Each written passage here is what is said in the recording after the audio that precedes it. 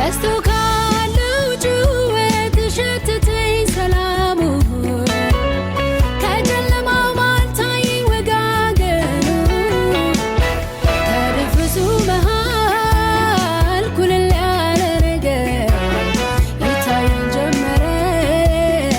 በቃል ስታመን በስቶ ካለው ጩኸት ሸተተኝ ሰላሙ ከጨለማው ማልታይ ወጋገኑ ከድፍርሱ መሃል ኩልል ያለ ነገር ይታየኝ ጀመረ በቃል ስታመን የሀሳብ ጥልቀት ባይገባኝ ድምድሙ ጅማሬ ላይ ቆሜ ቢበዛ ለምኑ